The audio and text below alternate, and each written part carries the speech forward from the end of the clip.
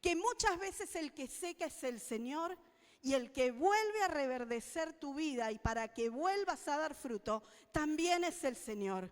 Y que tenemos que contentarnos tanto en un tiempo como en el otro. Porque es muy fácil confiar y adorar a Dios mientras las cosas están brotando verde y con fruto. Pero en los tiempos de sequía también tenemos que aprender a adorar a ese Dios que nos da un fruto sobrenatural. Mi hermano, en esta mañana el Señor te quiere decir que si te sentís seco, te sentís alejado, sentís que no estás llevando fruto, te vuelvas a Él. Porque Él es el único que puede producir ese agua que renueva, que vivifica y que verdaderamente te va a hacer reverdecer en su presencia. Pero hay una condición, y la condición es que tenemos que confiar, ¿sí? Yo a veces pienso, ¿no?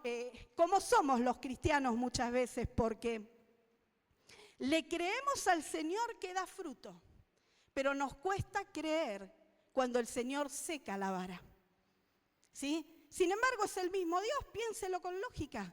Es el Dios que da y el Dios que quita, pero no es el Dios que te abandona. No es el Dios que te deja caído, no es el Dios que te deja marchitar, es el Dios que te levanta y te reverdece. Y tenemos que aprender a poner toda nuestra confianza en Él, ¿sí? ¿Sabe? Cuando oraba por este tiempo y oraba por la iglesia, el Señor me mostraba que a muchos de ustedes hay puertas que se tienen que cerrar. Y no se asuste, no se angustie, ¿sí? Va a haber puertas que se van a cerrar o se van a secar en su vida porque Dios quiere abrir puertas nuevas. Y en muchos de ustedes hay personas, ¿sí?, que se van a tener que secar en sus vidas.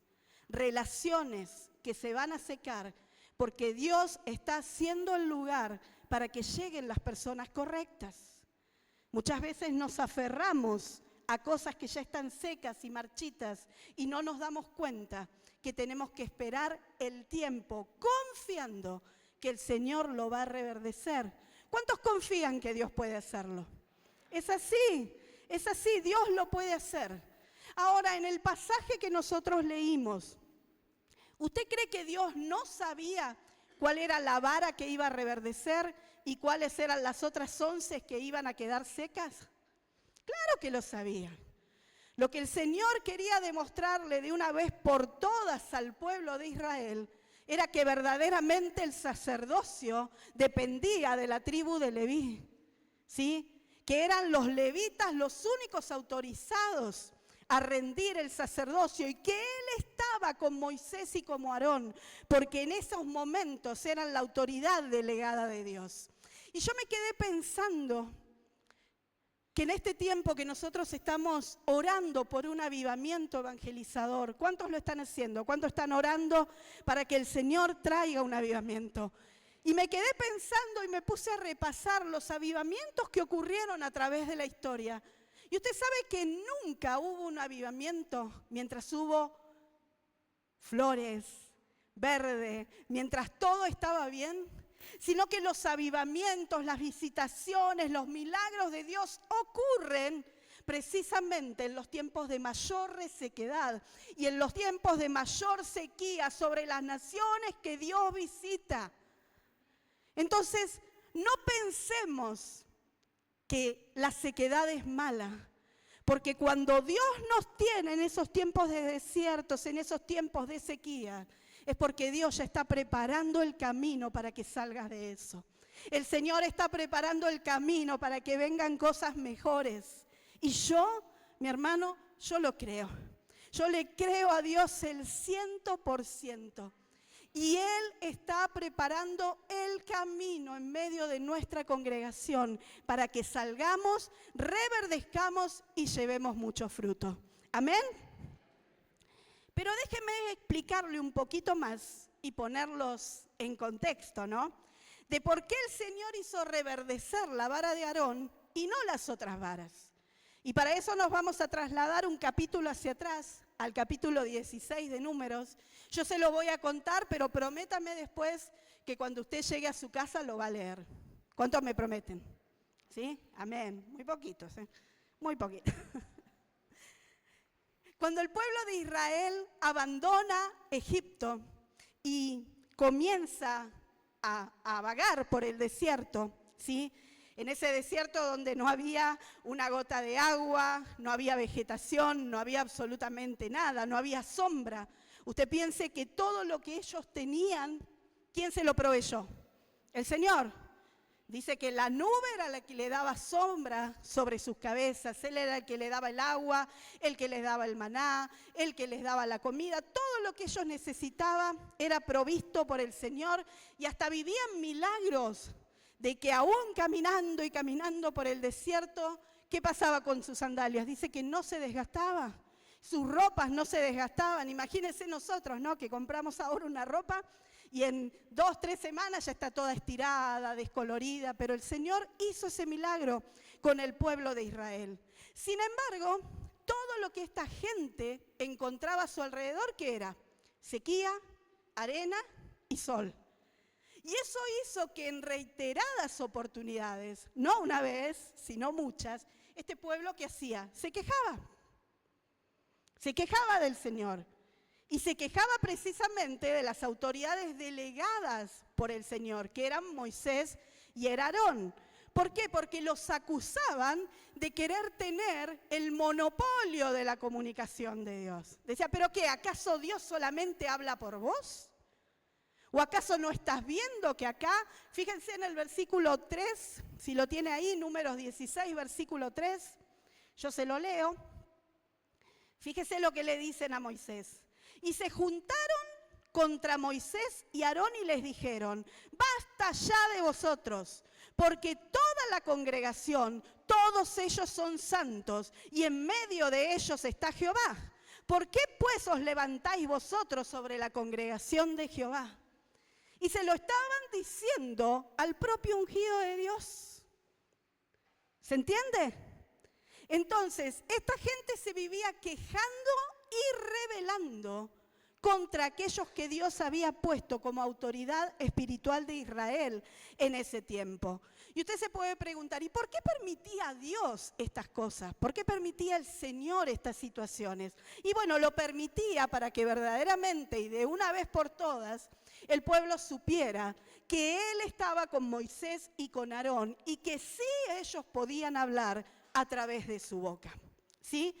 Entonces un día dice que se levantan 3 personas de la tribu de Rubén, Coré, Datán y Abirán, y se rebelan cara a cara contra Moisés y le reclaman esto, que el pueblo era santo. Por lo tanto, ellos también podían hacer las cosas que el Señor les mandaba hacer a Moisés y Aarón. Y fíjese la respuesta de Moisés en el versículo 11.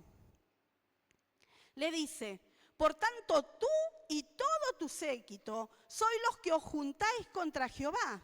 Pues Aarón, ¿qué es para que contra él murmuréis? ¿Qué les estaba diciendo acá Moisés? Les estaba diciendo que ellos no se estaban levantando contra Moisés y con Aarón, sino que se estaban levantando contra el Señor mismo.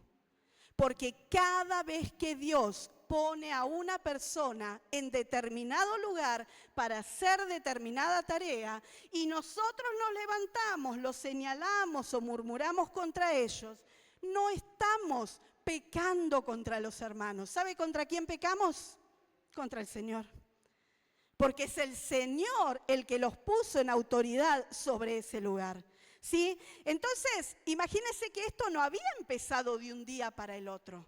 Porque estos hombres habían reunido 250 varones más, dicen las Escrituras. Así que no fue que ese día estos 3 se levantaron y dijeron, bueno, vamos a ir y lo vamos a encarar a Moisés y le vamos a decir esto. No, hacía tiempo que venían maquinando esta rebeldía, ¿no? Y la verdad que a mí me sonaba mucho esa frase que yo sé que en esta iglesia nunca se usa y yo lo puedo hacer mejor que ese.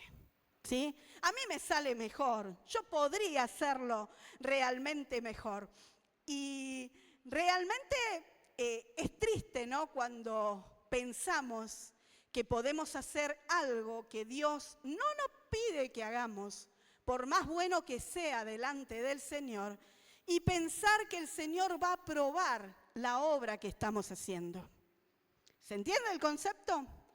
Cuando yo veo que alguien para mí, no para el Señor, está haciendo las cosas mal, y entonces yo me meto, ¿sí? Y quiero hacer eso porque yo lo puedo hacer mejor que el hermano. Pero el Señor no me llamó a hacerlo. Y hermano, mire, a través de los años yo he conocido preciosos hermanos que escudándose en el Dios me mostró, Dios me dijo, Dios esto, Dios el otro, han intentado hacer las cosas que el Señor no los llamó a hacer. ¿Y sabe cómo terminó eso? Ya no están más. Ya no están más. Porque el Señor es serio. El Señor te llama a hacer una obra. El Señor te levanta con un fin específico. A cada uno de nosotros, dice la palabra, que el Espíritu Santo repartió dones. Según Él quiso hacerlo. Entonces, ¿por qué pretendés tener el don del otro? ¿Por qué no desarrollás el tuyo?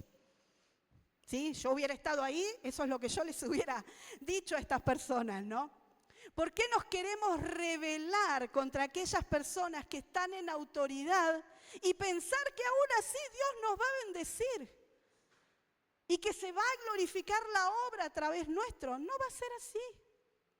Porque Dios no puede violar sus propios principios. ¿Sí? Uno piensa que se puede levantar contra la autoridad delegada de Dios y que Dios va a aprobar esa tarea. ¿Realmente podemos llegar a pensar nosotros, cristianos, que conocemos las Santas Escrituras, que Dios puede llegar a actuar de esta forma? No. Que no quiero ver cabeza que me haga así. No, no podemos pensar eso, no. Porque el Señor no puede transgredir sus propios principios. Y fíjese que pasó algo extraordinario, ¿no? Porque no solo estos tres salieron a increpar a Moisés y Aarón, sino que los otros 250, a pedido de Moisés, ¿sí? Les dijo, bueno, comiencen a quemar incienso, ¿no? Delante del Señor. Y aún sabiendo que no les estaba permitido hacerlo, como ellos eran santos y lo podían hacer mejor, lo hicieron. Fíjese qué locura que estaban viviendo, porque la rebeldía nos hace vivir de esta forma, ¿sí? El principio de autoridad espiritual es totalmente contrario a la rebeldía. ¿Sabe? Cuando usted sabe que hay una persona en determinada actividad y que Dios la puso a cargo, lo mejor que usted puede hacer para Dios en ese momento es honrar, orar y bendecir a esa persona que está en autoridad. Ese es el principio de autoridad. Ahora, el principio de rebeldía, ¿cuál es? Todo lo contrario. Murmuro, critico y me creo que puedo hacer las cosas mejor que aquel que Dios levantó para hacer las cosas en ese lugar. Fíjese que está absolutamente relacionado. Así que, ojo con eso, porque cuando nosotros no estamos guiados por el Espíritu de Dios y estamos guiados por nuestra propia carne, pero le rotulamos que lo estamos haciendo para el Señor no nos va a bendecir. El Señor no bendice la desobediencia.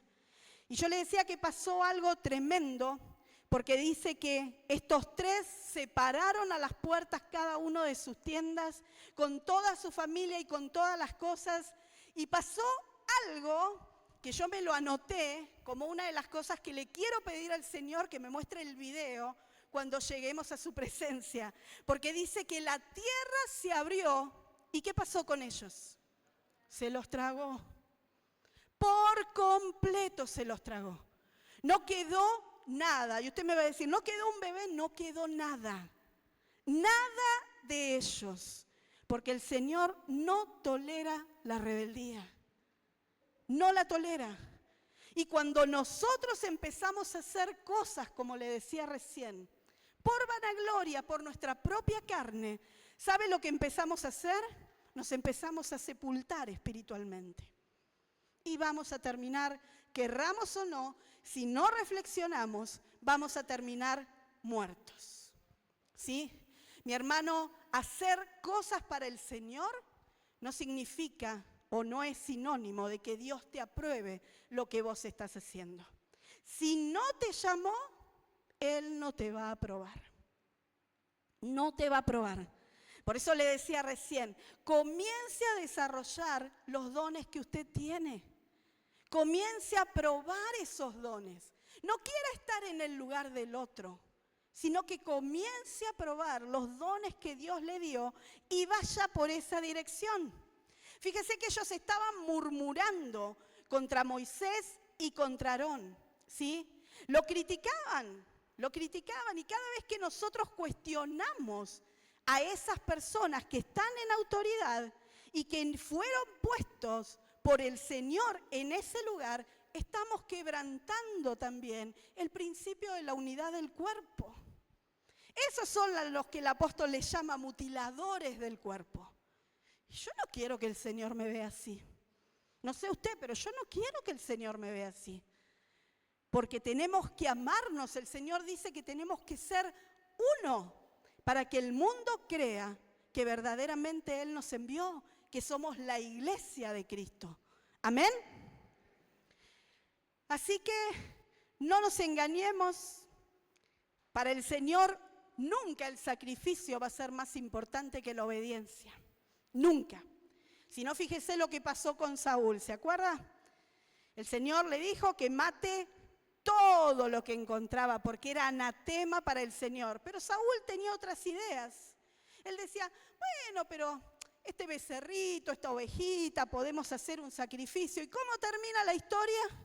El Señor le quita el reino. Porque el sacrificio nunca va a ser más importante que la obediencia para el Señor. Y eso nosotros lo tenemos que tener siempre presente. Amén. Así que como el Señor veía que el pueblo todavía, a pesar de que se los había tragado la tierra a estos y a los 250 que estaban dando incienso, dice que bajó fuego de Jehová y se los consumió por completo. Aún así este pueblo se seguía quejando, porque ahora ¿qué les indilgaban a Moisés y Aarón? Que habían hecho matar a parte del pueblo, ¿sí? Se dan cuenta como que siempre ellos tenían una queja en los labios. Eran incrédulos y eran quejosos. Entonces el Señor dice, bueno, basta, vamos a tener que terminar con todo esto. Pedile a las tribus, a cada una de las tribus de Israel, que traigan su vara. La vara era un cayado, un palo seco, en realidad, donde ellos con esa vara se apoyaban. También era un símbolo de autoridad de los distintos príncipes, las distintas casas del Señor. Y muchas veces también se defendían de los animales. Yo leí algo muy lindo que decía que cuando un bebé chiquito se alejaba de un animal, ¿no? Se alejaba de su mamá, esa cría, como esa vara tenía como, ¿vieron los paraguas que tienen ese manguito así para que usted pueda apoyarse? Ellos decían que con esa parte ellos tomaban al bebé y lo ponían nuevamente junto a la mamá para que no sintiera el olor de la persona humana, ¿sí? Para no tocar ese animal. Y me pareció muy, muy tierno. Y realmente el Señor les pide que cada uno viniera y que en esa vara le pusieran el nombre de clan. Y pide específicamente que a la vara del clan de Leví se ponga el nombre de Aarón, porque el Señor, ¿qué era lo que quería hacer? Quería reafirmar de una vez por todas que el sacerdocio le había sido entregado a Aarón y que los levitas eran los descendientes de la casa de Leví, para que esta gente ya dejase de murmurar contra ellos, ¿sí? Y dice que llevan las 12 varas y pasa lo milagroso. Dice que las 12 varas son puestas y la única que reverdece es la vara de Aarón. Ahora yo le pregunto, ¿solo reverdeció? No. Dice que también echó renuevos, echó flores y fruto, dio almendras. Y en algunas versiones de la Biblia, no sé si alguno lo tiene, dice que echó almendras maduras. Fíjese qué tremendo milagro que hizo el Señor a través de esa vara, ¿sí? Porque en una sola noche lo que estaba muerto cobró vida. Usted entiende que cuando yo le hablo de vara, le hablo de un palo absolutamente seco, que fue cortado de un árbol y que durante muchísimo tiempo estuvo en la mano de alguien en el desierto. Por lo tanto, no había una gota de savia en esa rama, en ese palo. Pero sin embargo, en una sola noche, el Señor hizo el milagro e hizo reverdecer a la vara de Aarón. Y yo pensaba, ¿no? El Señor resucitó esa savia que estaba dentro de ese palo. ¿Y cuántas veces nosotros nos debemos haber sentido como ese palo, ¿no? Secos por dentro, secos, pensando que realmente el Señor ya no nos podía usar, que ya no podíamos sentir al Señor como antes, ¿no? ¿Y cuántas veces el Señor quiso hacer ese milagro en nosotros de resucitar lo que estaba muerto? Y no lo hemos dejado. Muchas veces no lo hemos dejado. Esa vara cobró vida, desprendió flores. ¿Y qué hacen las flores? Las flores hermosean un lugar, pero también desprenden un aroma especial. Y yo digo que cuando el Señor hace que broten flores en nosotros, ¿no? Nosotros podemos ahí recién desprender el aroma de Cristo. Cuando nosotros vamos, ¿sí?, por las calles de esta ciudad y hacemos lo que el Señor nos pide que hagamos, ¿sabe lo que vamos haciendo? Vamos desprendiendo el aroma de Cristo por donde quiera que nosotros vayamos. Y es un aroma que lleva vida y no muerte. Es un aroma que hace reverdecer todo a nuestro paso. Imagínese una ciudad en blanco y negro y que a medida que la iglesia de Dios avanza, el Señor comienza a pintar, a poner colores sobre esa ciudad. Pero muchas veces no nos damos cuenta del poder de Dios que vive en nosotros y del poder de Dios que la gente que está afuera necesita de nosotros. ¿Sí? Dice que echó flores y que también esa vara echó fruto. Porque usted sabe que después de que un árbol, ¿sí?, da la flor, es una señal para nosotros de que pronto que va a venir el fruto, ¿sí? Todo lo que necesitamos para reverdecer es la presencia de Dios. ¿Usted sabe cuánto tarda un almendro en dar fruto? En sacar una flor y dar fruto. Yo lo estuve averiguando, entre 5 y 12 años, ¿sí? Un montón. Ahora usted fíjese que esta vara absolutamente seca en 24 horas no solo reverdeció, no solo dio renuevo, no solo dio flores, sino que también dio fruto. Ese es el milagro. Pero ¿dónde estaba esa vara? En la presencia de Dios. Porque solamente cuando vamos a la presencia de Dios podemos echar fruto. Dice Juan 15 que fuimos destinados para eso, para llevar mucho fruto. Y yo me preguntaba, bueno, ¿y cuál es el fruto, Señor, que querés que llevemos? Y el fruto de tu Espíritu Santo. Un fruto único, pero con un montón de vitaminas para nosotros. Porque nos da fe, porque nos da gozo, porque nos da paz, mansedumbre, templanza. Miren las vitaminas que tiene, ¿sí? Pero yo no puedo decir que tengo el gozo del Señor cuando todavía me sigo peleando con mi hermano. Y yo no puedo decir que tengo la paz del Señor si por las noches no puedo dormir pensando en todos los problemas que tengo. Entonces, ¿cómo resolvemos esto? ¿Tengo o no tengo el fruto del Espíritu Santo? Vayamos a la presencia de Dios. Vayamos al único lugar donde corren ríos de agua vida y pueden cambiar nuestra existencia. Lo que estaba seco puede reverdecer, pero únicamente en la presencia de Dios y confiando que Él así lo puede hacer. Mire, cada árbol tiene su propio fruto. Si yo veo un árbol que no tiene fruto, la verdad, yo, capaz que alguno que creció con con árboles frutales y demás, puede decir, este es un manzano, este es un naranjo. Creo que el limonero le puedo llegar a reconocer, ¿sí? Pero si yo lo veo sin fruto, no tengo la menor idea qué es. Ahora, cuando vemos el fruto, ahí sí decimos, bueno, esto es esto y esto es esto, ¿sí?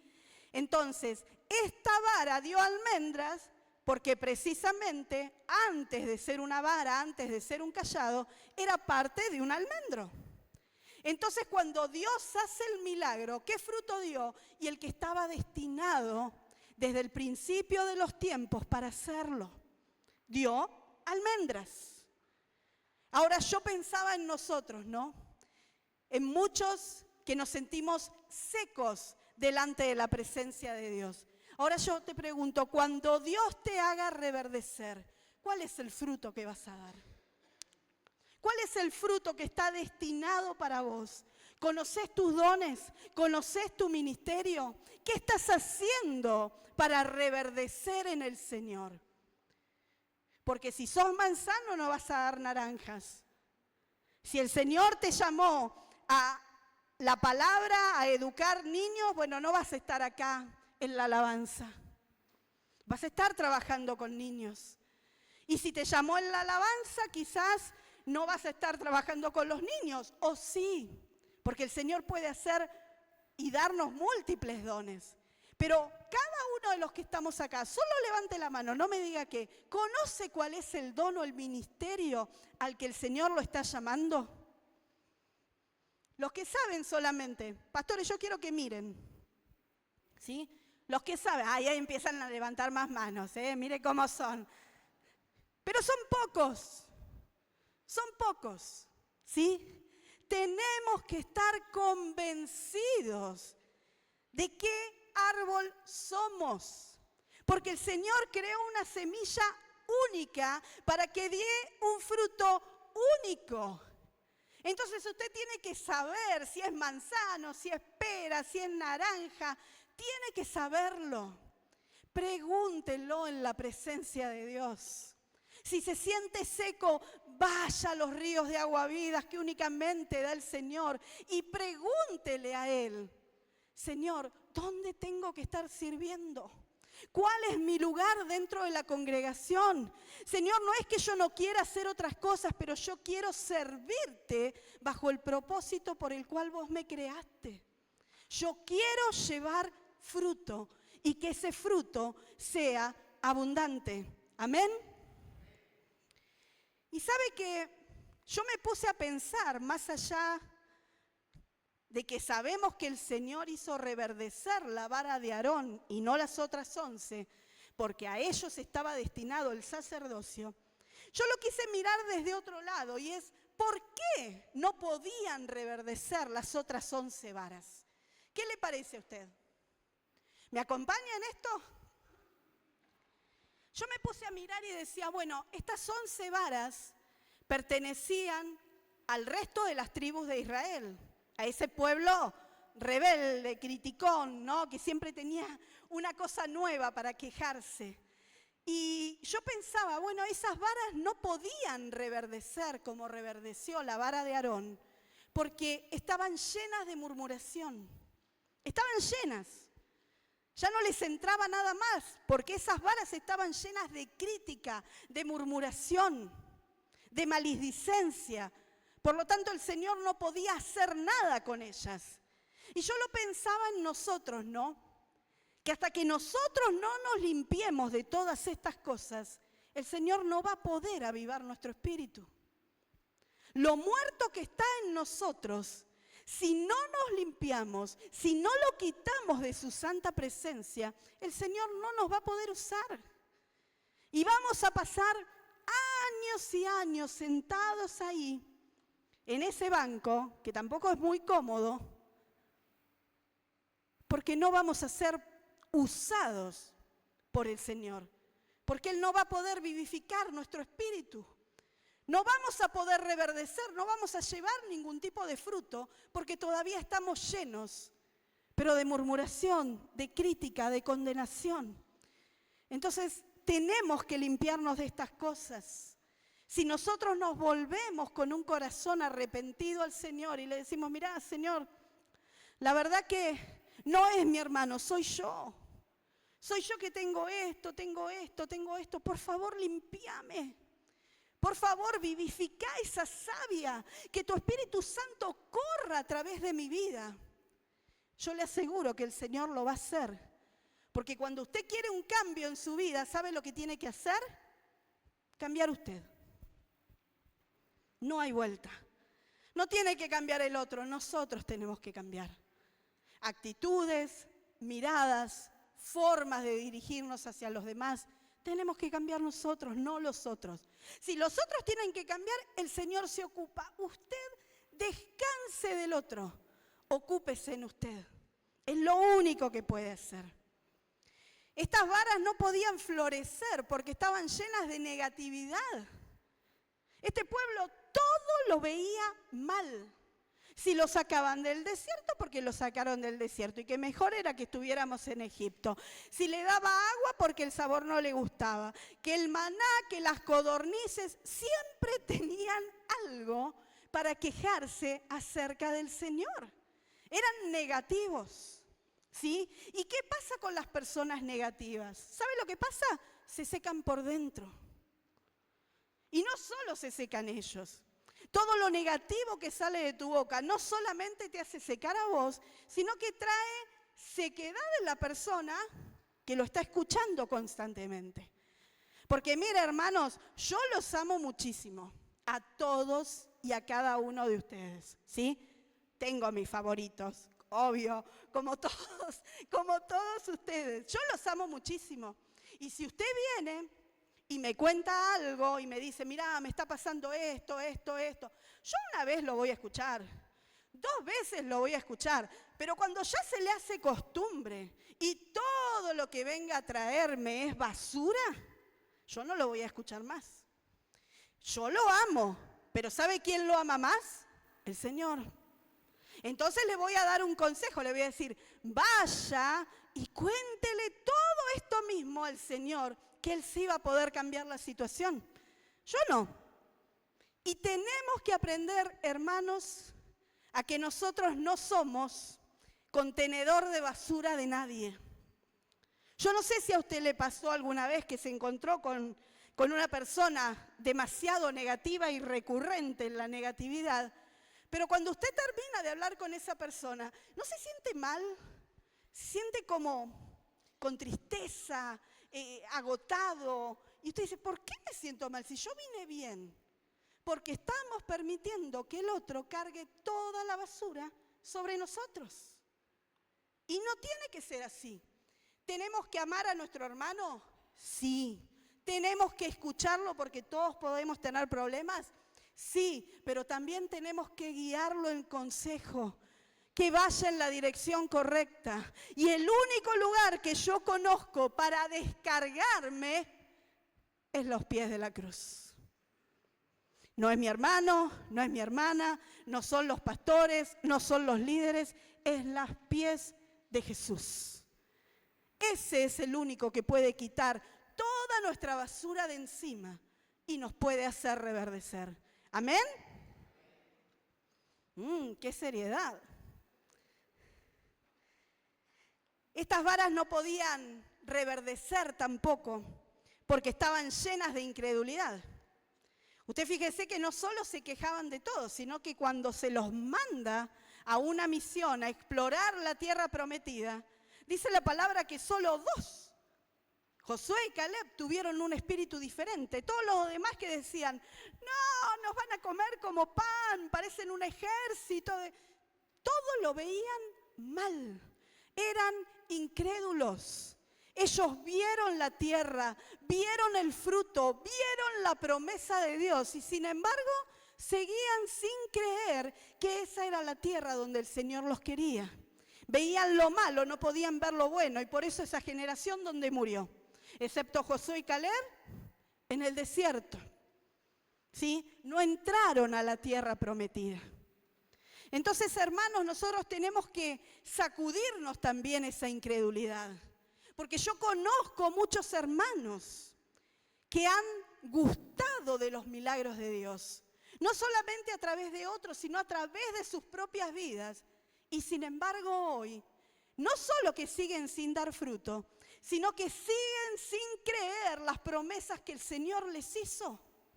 ¿Cómo puede ser esto? ¿Cómo un cristiano no le va a creer a Dios? Si a mí el Señor me dice que salte, yo salto hasta el techo. Si me dice que me tire, me tiro. ¿Cómo no le vas a creer al Señor? ¿Cómo vamos a seguir dudando de su bondad y de su misericordia y de todas las cosas que Él quiere hacer sobre nuestras vidas? Pero ¿sabes una cosa? Yo te lo dije hoy al principio. Si vos querés que el Señor a lo seco lo reverdezca, tenés una sola condición. ¿Cuál era? Confiar. Confiar. Esa es la única condición que el Señor te pone. Él puede hacer de lo muerto algo maravillosamente vivo, pero vos tenés que confiar. Porque si vos no confías, Él no va a actuar. Dígame en la Biblia un solo milagro que el Señor haya hecho en incredulidad de la otra parte. No hay. No hay. E incluso fíjese que en muchos milagros que Él hizo salir a determinada gente para poder obrar. Ojo, porque si no le creemos al Señor que te llamó, al Señor que te equipó, al Señor que te da todas las herramientas, el Señor que te da promesa diaria, Él no nos va a poder usar tampoco. Y la verdad que yo no le estoy diciendo con esto que si el rapto es hoy, usted no se va a ir. ¿Pero en qué condición se va a ir? Desnudo.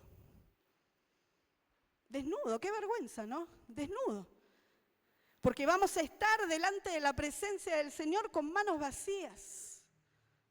Porque el Señor nos destinó a que llevemos frutos. ¿Y qué le vamos a ofrecer? Nada. Ay, sí, Señor, vos me dijiste, pero la verdad que yo no podía creer que vos ibas a cambiar a mi marido. No podía creer que vos ibas a hacer que yo deje de alquilar, porque yo ganaba muy poquito. ¿Cómo me ibas a dar la casa propia? ¿Se entiende? Incredulidad. Por eso no reverdecieron esas varas. Y no reverdecieron tampoco porque ellos se creían muy santos, ¿sí? Estaban haciendo lo que el Señor no los había llamado a hacer. Y dice que esa ofrenda que estaban dando para el Señor era fuego extraño. Mire, yo me muero si al Señor la ofrenda que yo le doy le parece que es fuego extraño. Me muero, de verdad se lo digo. Porque yo quiero que mi ofrenda suba como olor fragante ante el trono de Dios. Yo quiero que el Señor mire lo que estoy haciendo y que le nazca una sonrisa y que me diga, bien, lo estás haciendo bien. Yo no quiero que Él me desapruebe. Y yo sé que cada uno de los que estamos acá tampoco lo quiere. Entonces, por favor, vivamos en la gracia. No te creas más que tu hermano. No lo mires por encima del hombro, porque vos no sabés en la condición que ese hermano está. A veces juzgamos a los libros por la portada, ¿no? Como dice el dicho. Pero no sabemos en qué etapa de su vida cristiana esta persona está. Y si este hermano está en el desierto y vos lo estás alejando. Si este hermano está ahí a unos días de que el Señor lo reverdezca. Y vos, en lugar de alentarlo, en lugar de actuar con gracia, en lugar de levantarlo, lo hundís más. Ojo, somos la iglesia de Cristo, ¿sí o no? Somos una iglesia llena de gracia. No fuimos puestos como iglesia para juzgar al otro, para condenar al otro. Fuimos puestos en este lugar para que la gracia de Dios fluya. Para que muchos puedan reverdecer, para que seamos esos árboles frondosos. Que todo aquel que viene a nosotros cobre vida, cobre aliento, siga adelante. Mire, que si usted lo desecha a ese hermano y después termina siendo su pastor o el líder de alabanza, ¿por qué no? Porque siempre pensamos que los demás no, pero nosotros sí. ¿Cómo somos a veces, Alguno deja de venir por un tiempo y ya no le interesan las cosas del Señor. ¿Cómo sabes si le interesan o no? ¿Lo fuiste a buscar? ¿Te tomaste aunque sea 2 minutos para mandarle un mensaje y decirle, ¿estás bien? ¿Cuánto le cuesta? Sea sincero, ¿cuánto nos cuesta mandar un mensaje de, ¿estás bien? ¿Todo bien? 2, 3 minutos. Pero usted no sabe lo que puede causar sobre la vida del que lo recibe. ¿Se entiende? Seamos canales de gracia. Esa es la única manera en que el Señor nos va a hacer reverdecer. Y yo sé que en esta mañana el Señor quiere desafiarnos a todos nosotros a que presentemos nuestra vara delante de su presencia. Porque lo que está seco, mi hermano, yo te aseguro que va a cobrar vida. Amén. Miren, rápidamente, en el primer libro de Reyes, en el capítulo 17, el profeta Elías le dice al rey Acab que por la inmoralidad de su reino iba a dejar de llover sobre la tierra y que solamente iba a volver a llover cuando él así lo decretase, ¿no? Y así fue. Durante 3 años y medio no llovió sobre la faz de la tierra. Y el Señor cubrió al profeta Elías y se lo llevó hasta el arroyo de Kerim. Ahí había aguas. Usted imagínese que había hambruna y sed sobre toda la faz de la tierra. Pero siempre a los que caminamos en el Señor nos provee. ¿Es así o no? Y dice que el Señor había preparado cuervos para que le llevasen el pan y carne al profeta Elías y lo alimentaran. Y yo bromeaba en el seno, ¿no?, de mi familia y decía, bueno, estos cuervos fueron los primeros rapis, ¿no? O sea, estaban destinados a llevarle la comida. Entonces, Elías ordenaba y después en su celular le aparecía, el cuervo ya está en camino. Chiste muy malo, pero así, bueno, algunos se rieron. Sí. Así estaba decretado. A los que amamos al Señor, a aquellos que le servimos, el Señor nunca nos abandona. Siempre nos va a proveer.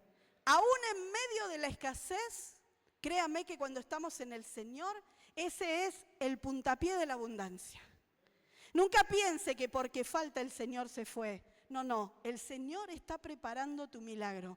Vos confiá y esperá en los tiempos del Señor porque es así. Pero dice también la palabra que en un momento, como no llovía sobre la faz de la tierra, ¿qué le pasó a ese arroyo? Se secó. Y usted me va a decir, bueno, pero pobre Elías, si el Señor lo llevó hasta ahí para que tuviera agua y él estaba muy cómodo ahí. Mire, como le dije al principio, muchas veces el Señor cierra para abrir un nuevo camino. Cuando el Señor te cierra algo, ya sea una relación, sea un trabajo, sean tus estudios, es porque siempre ya tiene preparado algo mejor para vos. Y para Elías ya tenía preparada una viuda en Sarepta que lo iba a sustentar, recuerda la historia, y no solo eso, sino que a través de él iba a poder alcanzar y hacer milagros a un montón de otras personas. Cuando el Señor cierra, Él ya tiene la puerta abierta por donde vos vas a poder seguir. Así que tenés que confiar. Cuando el Señor seca, es porque Él está abriendo un nuevo camino. Y nosotros lo tenemos que creer. Porque si nosotros no le creemos al Señor, vamos a entrar en un problema de devoción profundo. Mire, rápidamente, quiero que abra el libro de Jonás, capítulo 4, versículo 6. ¿Lo tiene? Está ahí, bien. Le voy a leer desde el 5 para que entremos en contexto. Dice, y salió Jonás de la ciudad y acampó hacia el oriente de la ciudad y se hizo allí una enramada y se sentó debajo de ella a la sombra hasta ver qué acontecería en la ciudad. Y preparó Jehová Dios una calabacera, la cual creció sobre Jonás para que le hiciese sombra sobre su cabeza y se librase de su malestar. Y Jonás se alegró grandemente por la calabacera. ¿Sí? A ver, todos sabemos que en los tiempos bíblicos no existían hoteles, ¿verdad? Todos sabemos eso. Que si usted caminaba horas y horas por el desierto, como le decía hoy, lo único que iba a encontrar era arena, sequedad y sol. Mucho sol sobre su cabeza. Y dice que Jonás, después de haber caminado un montón de horas, ¿sí? Estaba ya que pobre no podía más, necesitaba sombra. ¿Y qué hizo el Señor? De la nada le preparó una calabacera, que no solo le daba sombra, sino que también había producto ahí, ¿no? Había calabazas en ese lugar. Y dice que Jonás se alegró, obviamente, imagínense, tanto sol y poder encontrar un poco de sombra y encima alimento, ¿cómo no se iba a alegrar? Y nosotros somos iguales que Jonás. Nos alegramos en el Señor cuando vemos ¿qué cosa? El fruto. Pero no nos alegramos en los tiempos de sequía.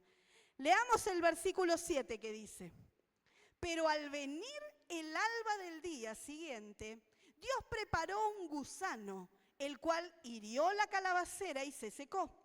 Y aconteció que al salir el sol, preparó Dios un recio viento solano, y el sol hirió a Jonás en la cabeza y se desmayaba y deseaba la muerte diciendo, mejor sería para mí la muerte que la vida.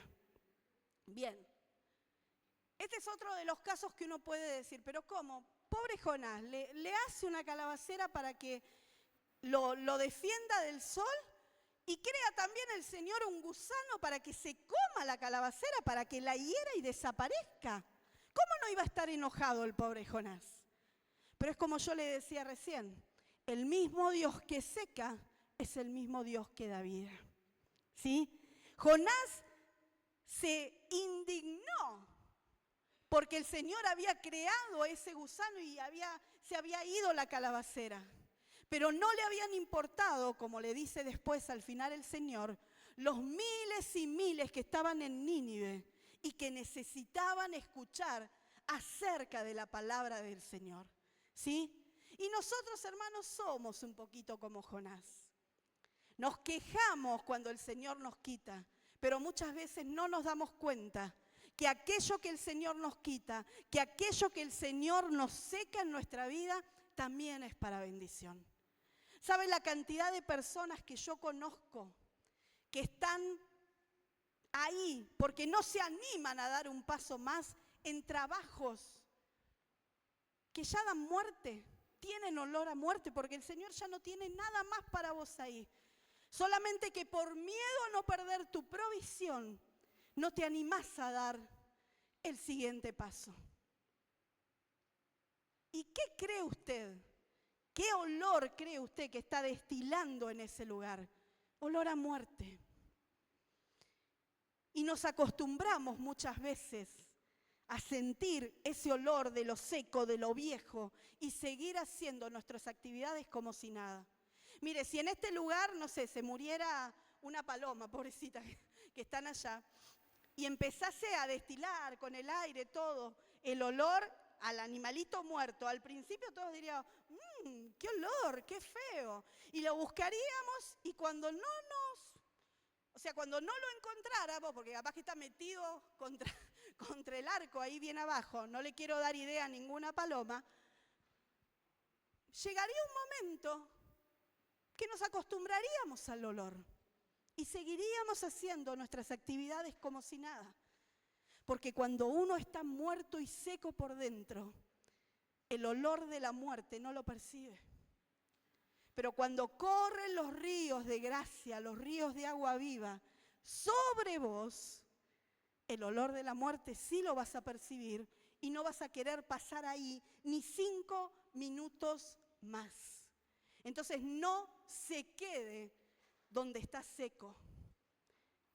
Sean trabajos, sean estudios, sean relaciones. No hablo de matrimonios, hablo de relaciones. Pueden ser relaciones de amistad, relaciones de noviazgo, ¿por qué no? Siempre es mejor que se termine un noviazgo a que se termine un matrimonio, ¿sí? Así que no se quede donde el Señor no quiere que nosotros estemos. Así que, para terminar, yo quiero que podamos sacar algunas conclusiones juntos. Le quiero dar 4 consejos, hermano. El primero de ellos es que cuando Dios seque algo en su vida, usted confíe en Dios. Él lo va a hacer reverdecer. Si tiene que hacerlo reverdecer, el Señor lo va a levantar. Ahora, si no es de Dios, yo le aseguro que aunque usted se esfuerce, le dé electroshock a la cosa, le haga respiración boca a boca, esa cosa va a seguir tan muerta y seca como el Señor la dejó. Y usted no debería quedarse ni un minuto más en ese lugar. Usted debería tomar eso que el Señor secó como una señal para salir de ahí y buscar las nuevas cosas que Dios tiene preparada para usted. Usted tiene que confiar que si Dios ya lo hizo, lo va a volver a hacer. Amén. Segundo consejo que le quiero dar. Si algo se seca, mire lo nuevo y no lo que quedó atrás. Usted siempre tiene que mirar hacia adelante y no tener esa sensación de, ay, era tan lindo esto, no sé, termina un noviazgo y se queda pensando en su exnovia. Si terminó, si Dios lo secó, no se quede llorando, haga lugar para que el Señor traiga a la persona correcta. A veces nosotros no nos animamos a hacer ese lugar y el Señor lo tiene que secar de prepo porque te ama. No porque no te quiera ver feliz, al contrario, como te quiere ver feliz con la persona correcta, tiene que secar al anterior, ¿sí? Así que jóvenes, empiecen a revisar sus agendas, los ojos así me miran, sus agendas, sus vidas, porque quizás esa persona que vos querés poner de prepo en ese lugar no es la persona correcta que el Señor tiene para vos. ¿Y cómo te vas a dar cuenta? Yo te aseguro que te vas a dar cuenta. ¿Cuántos matrimonios hay acá? Levanten la mano. ¿Sí? ¿Ustedes se dieron cuenta de cuál era el correcto o cuál era la correcta? No, me dicen. Háganme quedar bien por lo menos. ¿Se dieron cuenta o no se dieron cuenta? Sí, muy bien. Chicos, necesitamos que estos jóvenes se casen, ¿sí? Que tengan familia. Entonces, sí, el matrimonio es hermoso y mucho más cuando es un matrimonio en el Señor. Usted se va a dar cuenta cuando llegue esa persona correcta. No se desespere, todo tiene su tiempo. Usted confíe. Yo veo hoy nenas o nenes de 13, 14 años ya buscando a ver con quién se van a casar. No se desespere. A los 13, 14 años tiene que estar haciendo otra cosa. Estudiando, diríamos las madres, ¿no? Pero otra cosa, piense en su futuro. Piense en qué le va a dar a esa persona correcta cuando llegue. Tercera cosa, ocúpese de lo que usted tiene control y no de lo que usted no puede controlar. ¿Sí? Si Dios seca algo, Él lo va a hacer reverdecer. Usted lo único que tiene que hacer es esperar en el tiempo de Dios y confiar en que Dios lo va a hacer. Le pongo un ejemplo. ¿Usted puede cambiar la lluvia? ¿Puede controlar la lluvia? No. Sin embargo, cuando llueve, ¿qué es lo primero que hacemos? ¿Por qué? ¿Por qué está lloviendo? Ahora tengo que salir. Nos empezamos a quejar acerca de la lluvia. Ahora yo le pregunto, ¿podemos salir a la calle en un día de lluvia con un paraguas, por ejemplo? Sí, de azúcar, ninguno de los que está acá es. Así que no nos vamos a derretir. Entonces yo le digo, ¿por qué en lugar de quejarse de la lluvia, mejor no se compra un paraguas y sale? Y sigue haciendo su vida tranquilo, sin necesidad de estar quejándose de lo que usted no puede controlar. ¿Entiende? ¿Sí? Ocúpese de aquello que realmente usted puede hacer. De lo demás se ocupa el Señor. Cómprese el paraguas, el más bonito, el más grande, y salga. Eso es fe. Y por último, sueñe con nuevos frutos. Cuando algo el Señor seca en su vida, es porque Él quiere darle un fruto sobrenatural. Él quiere hacer cosas verdaderamente nuevas en ustedes, en mí. Y nosotros tenemos que soñar con ello. Tenemos que hacerle el espacio en lo espiritual y en lo físico para que el Señor nos siga llenando y ese fruto sea verdaderamente sobreabundante, sobrenatural. Mire, si usted se va en esta mañana con este principio aprendido de que el que seca y el que reverdece es el Señor y que usted solo tiene que confiar en sus tiempos, yo le aseguro que usted va a ser como Jesús cuando estaba en la barca en el medio de la tormenta y él podía dormir tranquilo. ¿Sabe por qué podía dormir tranquilo? Porque él sabía que en una barca donde él estuviera no se iba a hundir. Y si usted es un hijo de Dios, usted sabe que donde el Señor está, usted no va a caer. Si usted está en la presencia de Dios, usted no se va a hundir. Usted va a florecer, va a echar flores, va a echar frutos, renuevos y van a ser frutos abundantes. Pero lo tiene que creer. Póngase de pie, por favor. Yo quiero que ahí donde está usted cierre sus ojos y que le pregunte al Señor. No importa cuántos años tenga en el Señor. No importa si se convirtió la semana pasada o si hace 40 años que lo conoce. Dígale ahí donde está: Señor, necesito que me muestres lo que está seco en mí. Necesito que reavives tu Espíritu Santo sobre mi vida. Yo quiero cambiar. Yo quiero estar dispuesta. Yo no quiero ser incrédula, Señor. Yo realmente quiero escuchar tu palabra y ponerla por obra al minuto, Señor, de haberla escuchado, porque yo te creo. Permítale ahí donde está que el Espíritu Santo vaya reavivando esa savia que está en vos. Que vaya tocando cada músculo, cada tendón, cada órgano de tu cuerpo. Para que realmente cada uno de ellos lleven vida y vida en abundancia. Y que vos puedas llevar mucho fruto. Y que ese fruto al otro domingo venga y adore con vos acá, en el medio de la congregación de los santos. Decile ahí donde estás: Señor, yo te necesito. Porque vos sos el único que podés dar vida nueva. Vos sos el único que podés hacer que esto que está seco, Señor, reviva.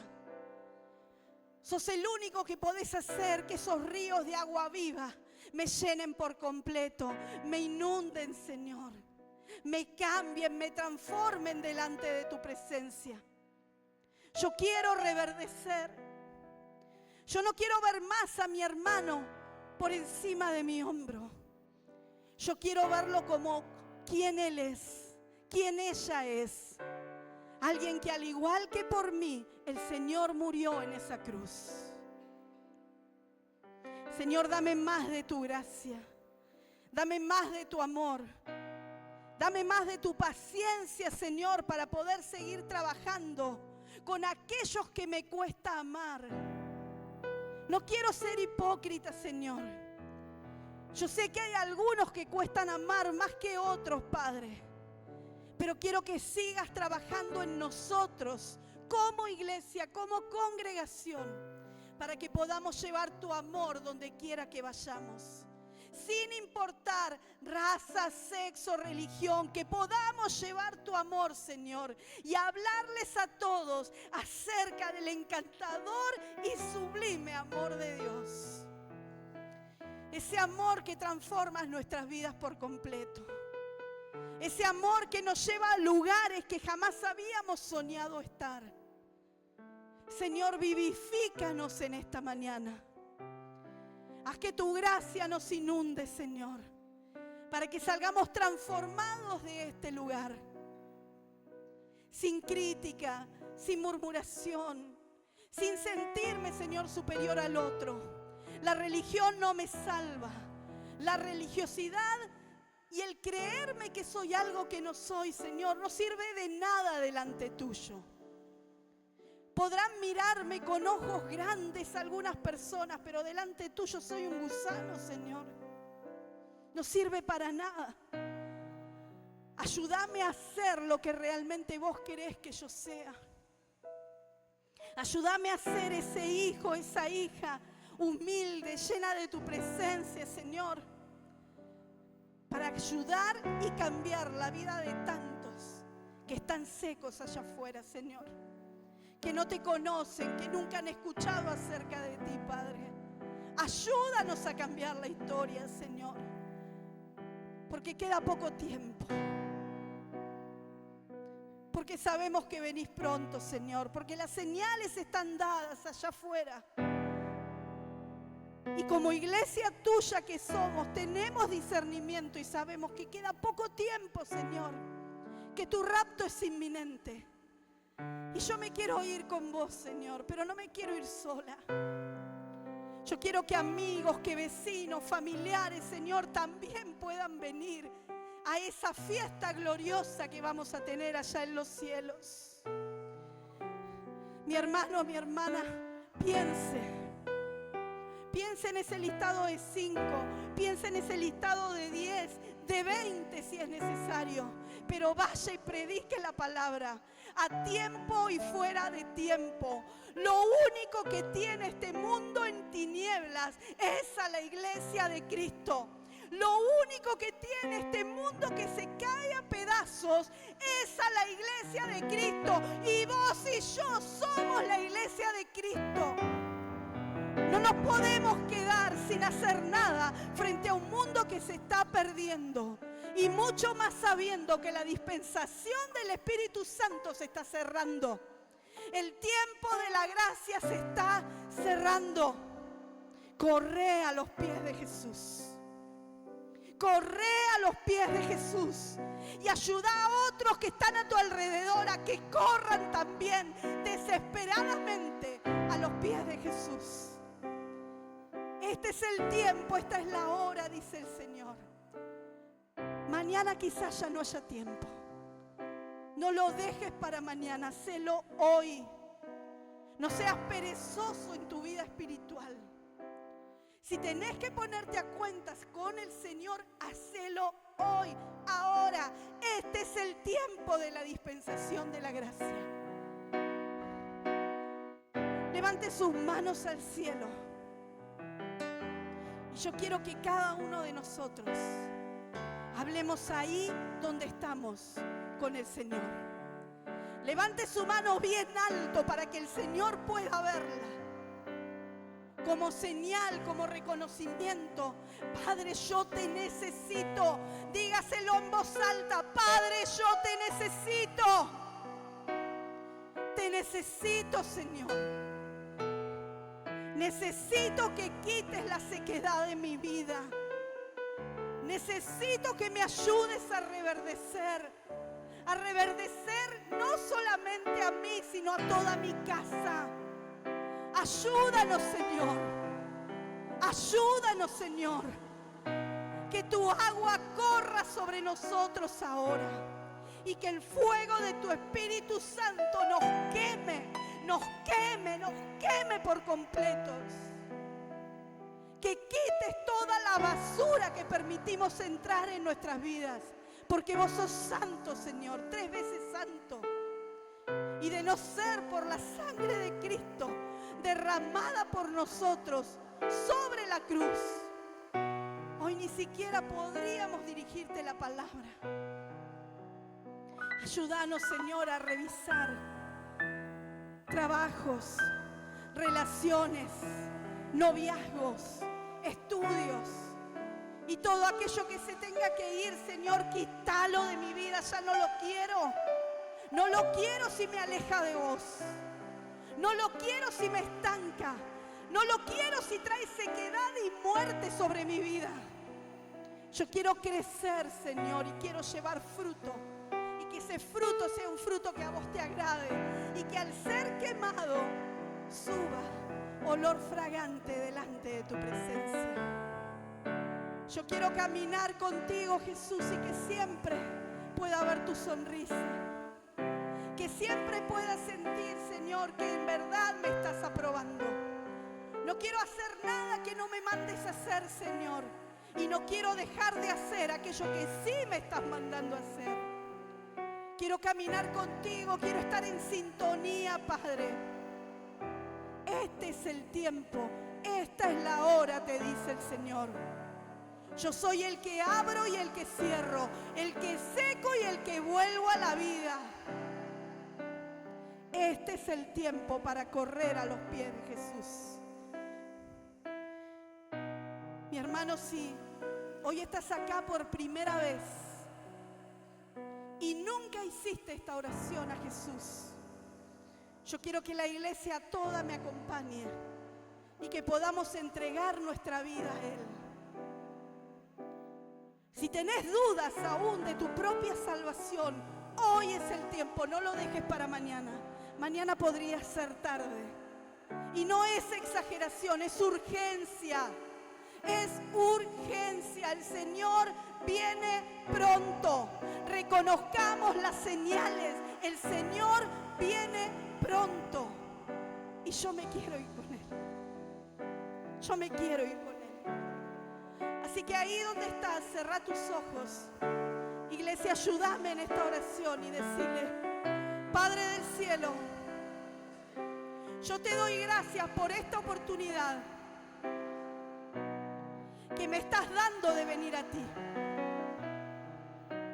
En esta mañana yo renuncio a Satanás y a todas sus obras. Y te pido por favor, Señor, que escribas mi nombre en el reino de la luz. Yo te acepto como el Señor y Salvador de mi vida. Y te prometo que a partir de esta mañana yo voy a vivir para ti, haciendo lo que me pidas hacer y dejando de hacer aquello que te desagrada. Guíame, Jesús. Ahora te pertenezco. Ahora soy tu hijo, soy tu hija. Y quiero vivir únicamente para ti. A Él sea la gloria, el dominio por los siglos de los siglos. Y la iglesia dice: amén. Gloria a Dios.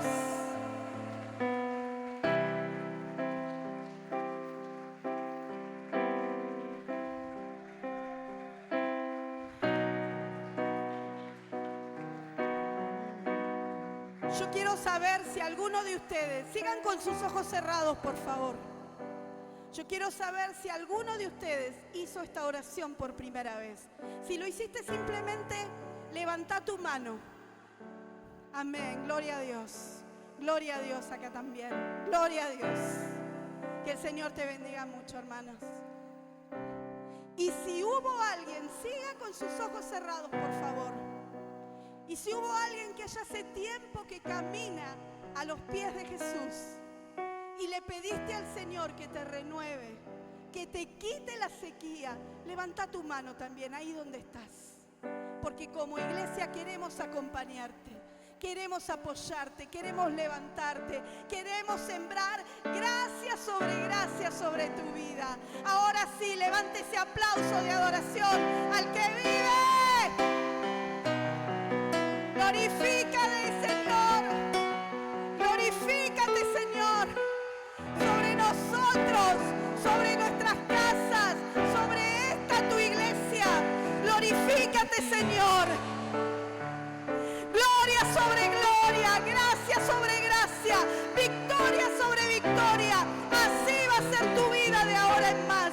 Porque el Señor grande, poderoso, omnipotente es el que te toma la mano y vas a andar y vas a brillar y vas a llevar fruto y ese fruto va a ser abundante. Si lo cree, diga amén, amén y amén. Esperado por ti,